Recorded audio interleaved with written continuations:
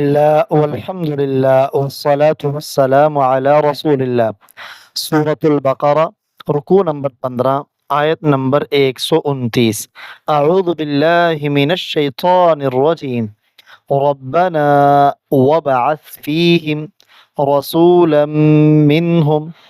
ربنا، اے ہمارے رب، وابعث، وابعث یہ بعث یبعث اس سے امر ہے، ابعث شروع میں چونکہ حمزہ وصلیہ ہے اس لیے درمیان میں آنے کی وجہ سے نہیں پڑھا جا رہا۔ وبعث اور بھیج دے، ربنا وبعث اے ہمارے رب بھیج دے، فیہم دو لفظ ہیں، ایک ہے فی ایک ہے ہم۔ ہم اٹیچ پرونون ہے اور فی پریپوزیشن یعنی حرف جار ہے۔ ان میں، اے ہمارے رب ان میں بھیج دے، رسولم ایک رسول، منہم من کا معنی سے، ہم کا معنی ان میں سے، ربنا اے ہمارے رب، وبعث بھیج دے، فیہم ان میں، رسولا منہم انہی میں سے ایک رسول۔ یہ ابراہیم علیہ السلام کی دعا ہے خانہ کعبہ کی تعمیر کے بعد کہ ابراہیم علیہ السلام اللہ تعالیٰ سے یہ مانگ رہے، یا اللہ میری اولاد میں انہی میں سے ایک رسول بھیج دے۔ انہی میں سے اس لیے کہ جب وہ انہی میں سے ہوگا تو یہ سارے اسے جانتے ہوں گے، طبیعتوں میں بھی آپس میں موافقت ہوگی، ان کا اٹھنا بیٹھنا ان کے سامنے ہوگا اور مان لینا اس میں آسانی ہوگی۔ آگے اس نبی کی چند ذمہ داریاں اور مقاصد کو بیان کیا گیا ہے۔ ان میں سے پہلی صفت اور ذمہ داری، یتلو علیہم آیاتک، یتلو تلا یتلو، نصر ینصر، یہ فعل ناقص ہے۔ فعل ناقص وہ ورب ہوتا ہے جس میں آخری حرف کمزور ہو، اس میں آخری حرف واو ہے، اسی سے یہ فعل مضارع ہے۔ وہ تلاوت کرے، یتلو وہ پڑھے، وہ تلاوت کرے، علیہم اعلیٰ کا معنی پر، ہم کا معنی ان پر، وہ ان پر تلاوت کرے یا ان پر پڑھے۔ با محاورہ ترجمہ آپ یوں بھی کر سکتے ہیں، وہ ان کے سامنے پڑھے، آیاتک تیری آیتیں۔ آیات یہ آیتن کی جمع ہے اور کاف ضمیر خطاب ہے۔ یہاں یتلو تلا یتلو یہ تلاوت سے ہے۔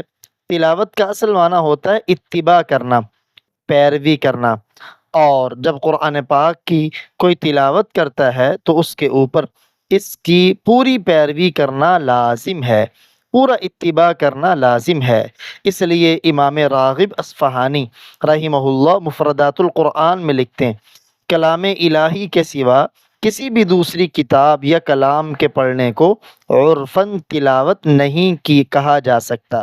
تو پہلا یتلو علیہم وہ انہیں پڑھ کر سنائے، آیاتک تیری آیتیں۔ اب یہاں یہ بھی آپ غور کریں کہ آپ صلی اللہ علیہ وآلہ وسلم کی پہلی ذمہ داری وہ ہے قرآن پاک کی آیات پڑھ کر اپنی امت کو سنانا، اللہ کا کلام امت تک پہنچانا۔ گویا اس حیثیت سے آپ صلی اللہ علیہ وسلم مبلغ اعظم ہیں۔ اور قرآن پاک کے بسا اوقات بعض لوگ کہتے ہیں الفاظ پڑھنے کا کیا فائدہ، الفاظ بھی مقصود ہیں، جیسے معانی اور مطلب مقصود ہے ایسے الفاظ بھی مقصود ہیں۔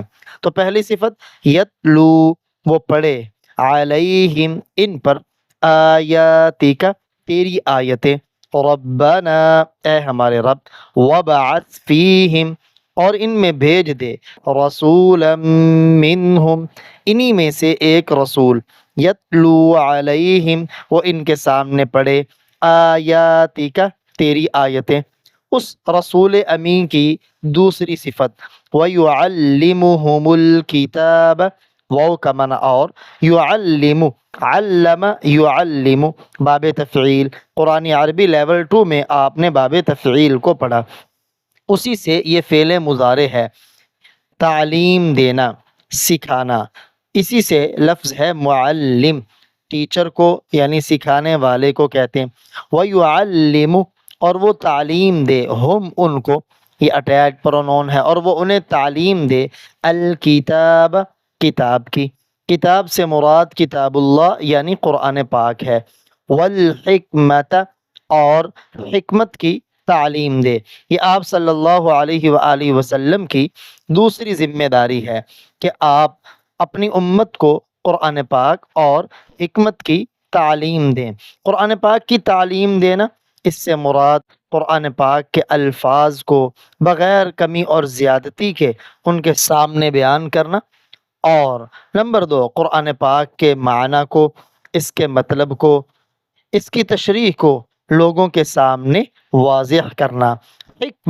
حکمت کے اگرچہ عربی لغت میں بہت سے معنی آتے ہیں، لیکن سب سے عمدہ معنی اس سے مراد آپ صلی اللہ علیہ وسلم کی سنت ہے، آپ صلی اللہ علیہ وسلم کی حدیث ہے۔ گویا آپ اپنے بیان سے قرآن پاک کو واضح کر کے اپنی امت کے سامنے بیان کریں۔ آپ صلی اللہ علیہ اس سے معلوم ہوا کہ آپ صلی اللہ علیہ وسلم کا کام صرف پیغام رسانی نہیں ہے کہ آپ قرآن کے الفاظ امت کو بتائیں اور آپ کا کام ختم نہیں، بلکہ ان کا کام کتاب الہی کی تبلیغ کے بعد اس کی تعلیم کا بھی ہے، اور اس تعلیم کے اندر قرآن پاک کی شرح، قرآن پاک کے مطلب کو بیان کرنا، قرآن پاک کی وضاحت کرنا۔ اس اعتبار سے آپ معلم اعظم ہوئے۔ تو پہلی صفت تھی یتلو، وہ پڑھیں، علیہم، ان پر، آیاتک، تیری آیتیں،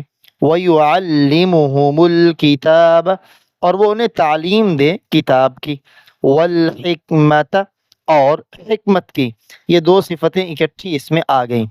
نمبر 4، وَيُزَكِّيهِمْ، زکا یزکی، یہ بھی باب تفعیل سے ہے لیکن ہے یہ ناقص وہ ورب جس میں آخری حرف کمزور ہو، تو یزکی، اور وہ پاک کرے، ہم، ان کو، اور وہ ان کو پاک کرے۔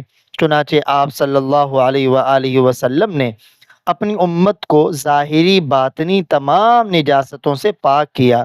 یزکی یہ زکوٰۃ سے ہے، جس کا معنی ہوتا ہے طہارت اور پاکی، یعنی ظاہری اور باطنی ہر طرح کی پاکی کے لیے بولا جاتا ہے، اور یہاں مراد آپ صلی اللہ علیہ وآلہ وسلم کا ان کو باطن کی تمام نجاستوں سے پاک کرنا، باطن کی تمام نجاستوں سے پاک اور صاف کرنا۔ دلوں کی صفائی مراد ہے کہ ان کو شرک سے پاک کرنا، غیبت، چغل خوری، حب جاہ، حب مال، برے اخلاق، ان سے پاک کرنا۔ اس اعتبار سے آپ صلی اللہ علیہ وآلہ وسلم مصلح اعظم ہیں، یعنی سب سے بڑی اصلاح کرنے والے ہیں۔ وَيُزَكِّيهِمْ، اور وہ ان کو پاک کرے، کہ یہ آیت مبارکہ ہے۔ اسی طرح سورہ آل عمران کے اندر اور سورہ جمعہ کے اندر بھی آپ صلی اللہ علیہ وآلہ وسلم کی ذمہ داریوں کو بیان کیا گیا ہے، اور تینوں مقامات پر انہی ذمہ داریوں کا ذکر ہے کہ آپ صلی اللہ علیہ وسلم کی رسالت کے فرائض میں 3 بڑے کام ہیں: قرآن پاک کی آیات کی تلاوت، کتاب و حکمت کی تعلیم، لوگوں کا تزکیہ اخلاق، جس کو آپ نے انتہائی احسن انداز میں سر انجام دیا۔ انک انت، انک بے شک آپ، کاف کا معنی آپ، انت اس کا معنی بھی ہے آپ۔ فرق یہ ہے کہ کاف یہ ضمیر متصل ہے اور انت ضمیر منفصل ہے۔ جب دونوں کا ترجمہ آپ، تو ہم ترجمہ کریں گے بے شک آپ ہی العزیز، غالب ہیں، یعنی کیا مطلب؟ ہر دعا کے قبول کرنے پر قادر ہیں، ہر آرزو کو پورا کرنے پر قادر ہیں، اور آپ کی مشیت پر مانع اور غالب کوئی چیز نہیں آ سکتی، آپ ہر چیز پر غالب ہیں۔ الحکیم، حکمت والے ہیں، یعنی قادر مطلق ہونے کے ساتھ آپ حکیم مطلق بھی ہیں۔ وہی دعائیں قبول کرتے ہیں، بندوں کی وہی آرزویں پوری کرتے ہیں جو قانون حکمت کے مطابق ہوتی ہیں۔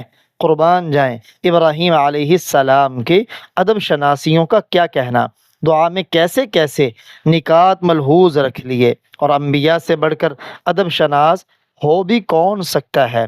ایک مرتبہ پھر اس کا ترجمہ دیکھیں، ربنا، اے ہمارے رب، وبعث، اور بھیج دے، فیہم، ان میں، رسولا منہم، رسولا ایک رسول، منہم انہی میں سے، ان میں سے یعنی میری اولاد میں سے ہی، یتلو وہ تلاوت کرے، وہ پڑھ کر سنائے، علیہم ان کو، یا وہ ان پر پڑھے، آیاتک تیری آیتیں، ویعلمہم الکتاب اور وہ انہیں کتاب کی تعلیم دے، والحکمت اور حکمت کی تعلیم دے، ویزکیہم اور وہ ان کو پاک کرے، انک انت بے شک آپ ہی العزیز غالب ہیں، الحکیم حکمت والے ہیں۔ چنانچہ مسند احمد کی روایت ہے، آپ صلی اللہ علیہ وآلہ وسلم نے ایک مرتبہ صحابہ اکرام کو فرمایا،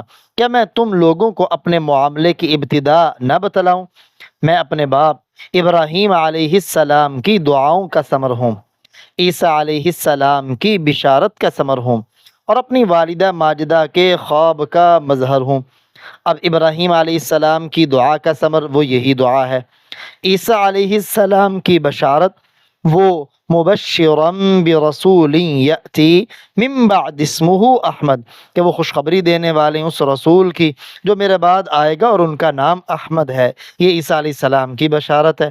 اور والدہ ماجدہ کا خواب جو انہوں نے حالت حمل میں دیکھا کہ میرے بطن سے ایک نور نکلا جس سے ملک شام کے محلات جگمگا اٹھے، تو آپ نے فرمایا میں اپنی والدہ ماجدہ کے خواب کا مظہر ہوں۔